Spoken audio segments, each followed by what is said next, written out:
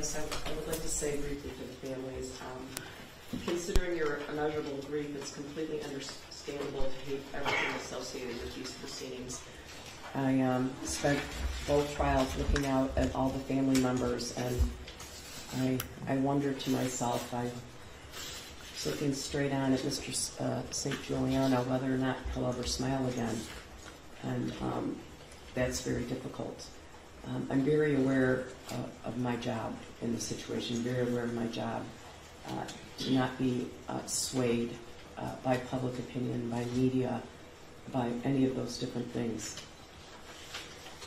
I can't and will not pretend to understand the pain the families are experiencing, but I did sit through these trials with you.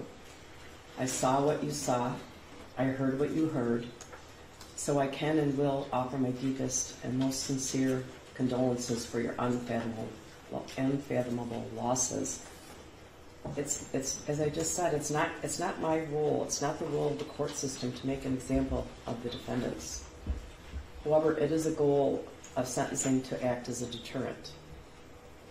These charges are not jury edicts about gun ownership or keeping the gun in a private home. All of the jurors in both trials agreed that they understood that. Parenting is a complex job.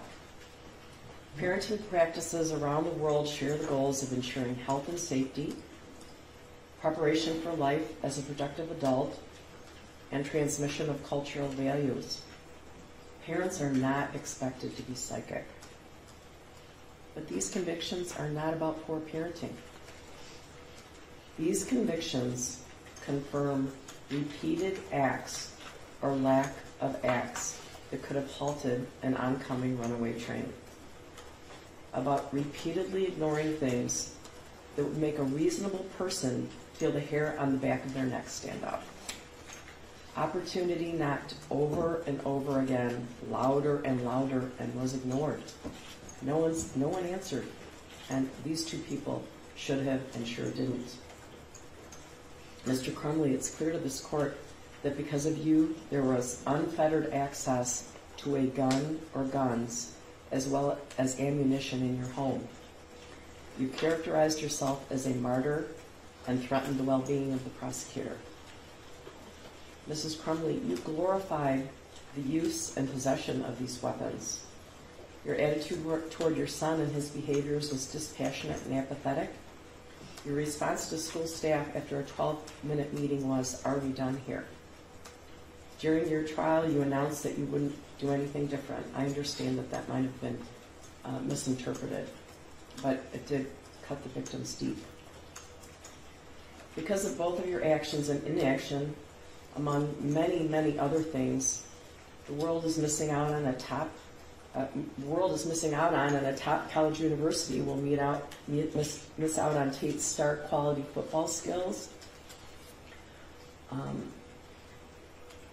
I met Raina, who's wise beyond her years, and she's told us that among many, many other things, community will be denied Hannah's kindness, creativity, and sense of humor. Among many, many other things, the world will miss is Madison's kind and loving soul and the light that reflected her beauty both inside and out.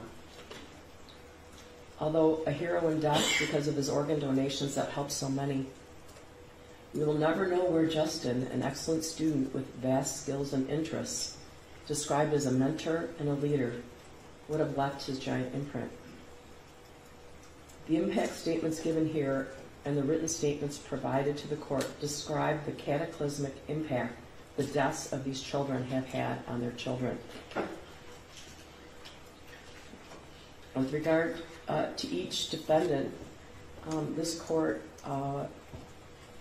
has spent night and day thinking about this case, as you can imagine.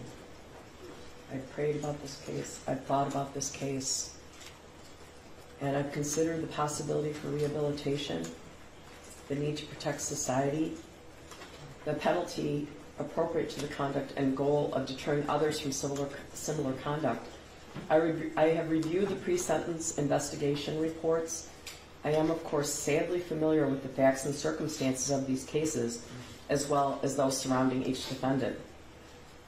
The advisory sentencing guidelines in this matter do not capture the catastrophic impact of the acts or inaction in these matters. The guidelines do not take into account the complete lack of insight both defendants have for their behavior to this very day. The guidelines do not account for the severity of the circumstances in this matter. The guidelines ignore the survivors, including shooting victims Phoebe Arthur, Elijah Mueller, Riley Franz, Kylie Osage, John Asciutto, Molly Darnell, and Aiden Watson. They were deeply wounded, both physically and emotionally.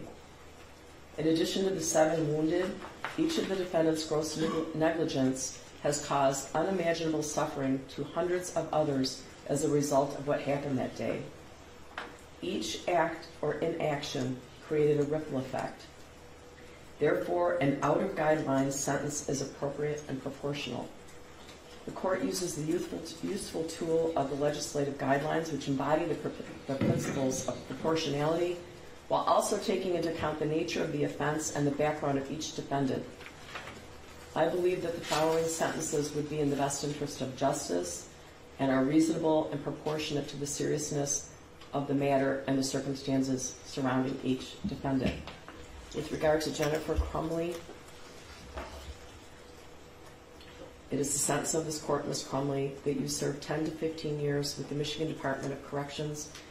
You will have credit for 858 days. State costs are $272. There's a crime victims' rights fee of $130.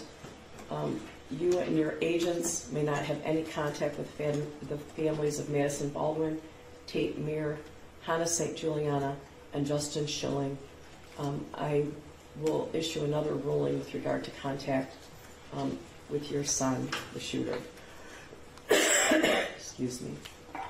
As to defendant James Crumley, it is the sentence of this court that you serve 10 to 15 years with the Michigan Department of Corrections, that you receive credit for 858 days, that you pay state costs in the matter of $272, that there is a crime victims' rights fee of $130, that you or your agents have no contact with the families of Madison Baldwin, Tate Meir, Hannah St. Juliana, and Justin Schilling. Ms. Wheeler, have I left anything out with regard to sentencing? No restitution has been requested by any of the families at this time, correct? That's correct. Thank you. I would like to advise both defendants that you are entitled to appellate review of your conviction and sentence, including that the sentence exceeds the guideline range. This is done by filing a claim of appeal by right, or when you are not entitled to file a claim of appeal by right, an application for leave to appeal. If you cannot afford to hire an attorney to represent you on appeal, and you request an attorney may be appointed for you. You may request an attorney by completing the request for appointment of attorney section of the form that will be provided for you, and by returning the form to this court or to the Michigan Assigned Counsel System at the address on the form. If you wish to preserve your automatic right to appeal, the form must be received within 42 days after sentencing. If you do not submit the form within 42 days from today, you may still file an application for leave to appeal if the form is received within 6 months after sentencing. Do each of the defendants acknowledge receipt of their appellate rights? James acknowledges receipt, Your Honor. He's completing the form as we speak. Your Honor, my plan is as well. Would the court like the forms here, or would you prefer us to? It doesn't matter either way. Okay. Either way. Thank you. Thank you.